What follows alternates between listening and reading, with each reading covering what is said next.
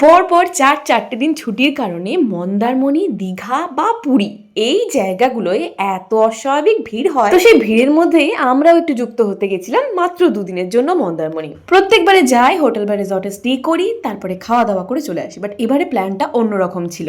বিচের ধারে পিকনিক করাই ছিল আমাদের আসল উদ্দেশ্য। সেই কাজে কতটা সাকসেসফুল হলাম সেটা না হয় পরের পার্টে দেখাচ্ছি। বেরিয়েছিলাম রবিবার 3:30-4টে নাগাদ। সেকেন্ড ব্রিজ বন্ধ থাকার কারণে এত প্রবলেম ফেস করতে হয়েছিল সেটা না হয় মনের মধ্যেই রাখলাম। ভাবলাম তারপরের দিনে, মানে যেদিন ফিরবো সেদিন হয়তো একটু ফাঁকা পাবো। কিন্তু কথাতেই আছে, অভাগা যেদিকে যায় সাগর শুকায় যায়। যাই হোক, সেদিনের কথা নয়, বাদ দিলাম। বলি আজকের কথা। হাওড়া দিয়ে যেহেতু যাতায়াত সেরকম করিনি, তাই এদিক ওদিক রাস্তা ভুল করে অবশেষে পৌঁছালাম আমরা কোলাঘাট। ওখানে দাঁড়ালাম একটু হালকা ফুলকা টিফিন করার জন্য। এর আগে কিন্তু চা খাওয়া হয়ে গেছিল। আমরা যখন কোলাঘাট পৌঁছাই তখন ধরুন বাজে রাত 8টা। তো এরপরে আরো 2-2.5 ঘন্টা যেতে হবে মন্দারমণি। তো আমরা 10টা নাগাদ মন্দারমণিতে ঢুকে গেছিলাম। দিয়ে যেটা ভেবেছিলাম আমাদের হবে না, সেটাও কিন্তু ফুলফিল করেছি। বিচে গিয়ে চুটিয়ে মজা করেছিলাম। এই ট্রিপটা থেকে বুঝলাম বাধা তো সব কাজেই আসে, বাধা পেরিয়েও দেরিতে হলেও সবকিছু ঠিক হয়েই যায়।